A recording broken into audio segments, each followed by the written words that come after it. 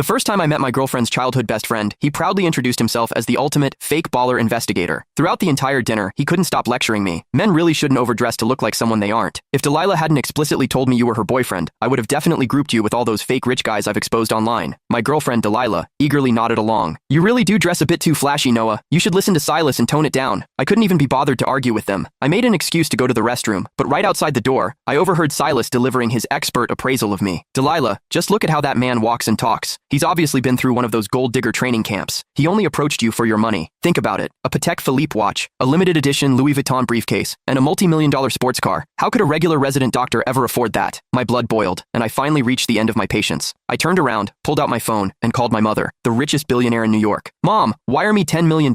I'm going to buy out a certain fake baller agency and teach this guy that wealthy women can actually have sons. As I hung up the phone, Silas's confident voice drifted out from the private dining room. Delilah was looking at him, nodding with absolute trust. I really wanted to see how Silas planned to test a real heir like me. When I pushed the door open, Silas was holding my Louis Vuitton briefcase, inspecting the lock and the leather from every angle with a condescending smirk. I'm telling you, young guys like you really shouldn't get caught up in comparing yourselves to others. The first step to becoming a fake baller is trying too hard to package yourself. This bag of yours is a rental, right? I almost laughed out loud. When Silas saw I wasn't speaking, he assumed he had hit a nerve.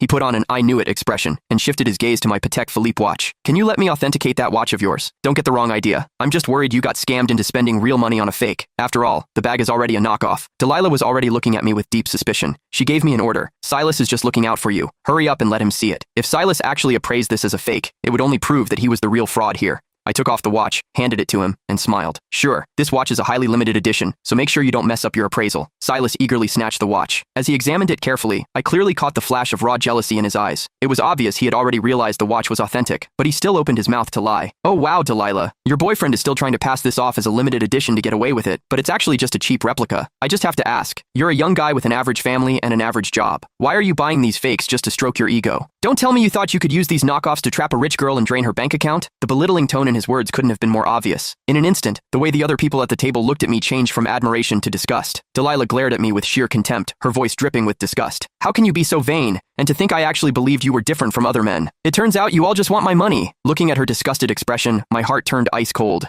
I used to think Delilah was just easily influenced, but that she at least had basic judgment. After all, we had been together for almost a year. Shouldn't she know what kind of person I am by now? I frowned, matching her dissatisfaction. Delilah, who is actually your boyfriend here? You just blindly believe a single word he says? Since that's how it is, I don't see any point in finishing this dinner. I stood up, grabbed my bag, and prepared to leave. Silas gave a fake plastic smile and chimed in again. Why are you in such a hurry to leave? Did the rental time on that sports car downstairs run out? Are you using this as an excuse to go return it? I was completely out of patience.